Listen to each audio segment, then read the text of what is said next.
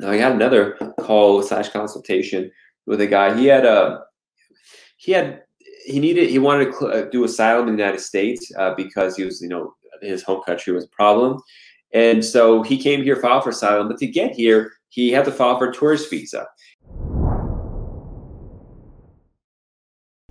And he worked with some group that helped him, like, with fraudulent marriage documents to say he's married. And then this other woman who was also going to commit asylum, file for asylum once they entered the United States. Both of them went to the interview, said they were married, got the tourist visa, and came. And one thing that caught me off guard is, like, why would a tourist visa become more likely if you're married and you're coming with your spouse? I mean, what difference does that make? But apparently it worked for the couple. And this is the country that they're from that has a high denial rate for tourist visas. But they both came.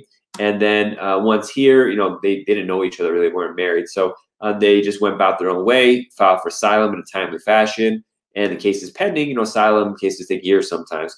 In the meantime, guy falls in love with the U.S. citizen, files for adjustment, and says, hey, I committed fraud here.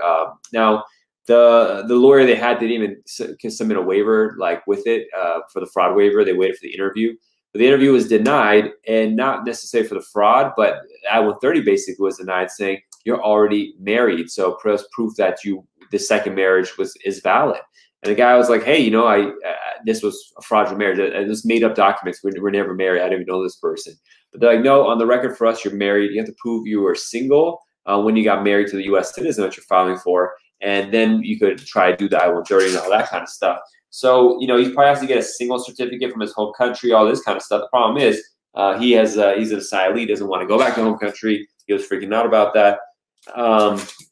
It's just something to be mindful of. Don't file one of these if they have fake marriage. You got to do a waiver, but also get the certificate that shows the marriage is fake in some way before moving the case forward, because they will deny the I-130 in these kind of scenarios.